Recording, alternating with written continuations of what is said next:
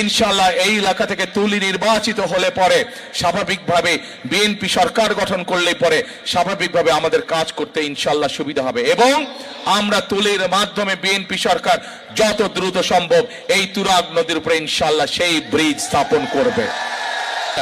ইউনিয়নের জনগণের চলাচলের নির্বিঘ্নে চলাচলের জন্য তুরাগ নদীর উপর একটি ব্রিজ। প্রিয় ভাই বোনেরা, আগে শুনেন কি বলি আমি তো এখনো বলিনি কিছু। আগে একটা মিনিট সময় দেন, আমি বলি, আগে কথা শেষ করি, তারপরে জোরে ডবল তালি দিয়েন, তারপরে ডবল তালি দেন।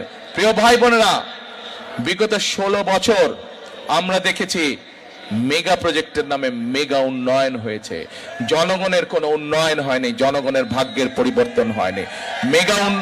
মেগা প্রজেক্ট হয়েছে, হাতে গোনা কিছু লোকের উন্নয়ন হয়েছে। যেখানে মেগা প্রজেক্ট করলে তাদের মেগা মেগা পকেটগুলো মেগা মেগা অর্থ দিয়ে ভরে, সেখানেই তারা মেগা প্রজেক্ট করেছে। কিন্তু আজকে যে দাবি এই এলাকার মানুষ উপস্থাপন করেছে, বনগাঁয় যে তুরাগ নদীর ব্রিজ, এই ব্রিজটি যদি করা হয় তাহলে লক্ষ লক্ষ মানুষের উপকার হবে। এবং আজকের এই নির্বাচনী জনসভায় দাঁড়িয়ে আপনাদের সামনে আমি বলে যাচ্ছি, ইনশাআল্লাহ এই এলাকা থেকে তুলি নির্বাচিত হলে পরে স্বাভাবিকভাবে বিএনপি সরকার গঠন করলে পরে স্বাভাবিকভাবে আমাদের কাজ করতে ইনশাআল্লাহ সুবিধা হবে এবং আমরা তুলির মাধ্যমে বিএনপি সরকার যত দ্রুত সম্ভব এই তুরাগ নদীর উপরে ইনশাআল্লাহ সেই ব্রিজ স্থাপন করবে।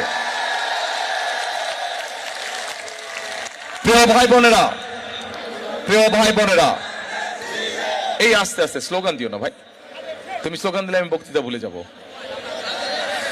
প্রিয় ভাই বোনেরা,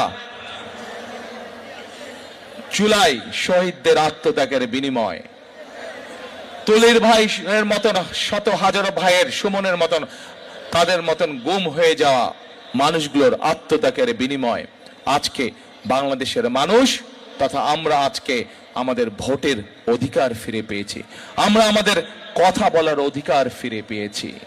আমরা দেখেছি গত 1 যুগ ধরে কিভাবে এই দেশের মানুষের রাজনৈতিক অধিকারকে গলা টিপে হত্যা করা হয়েছিল।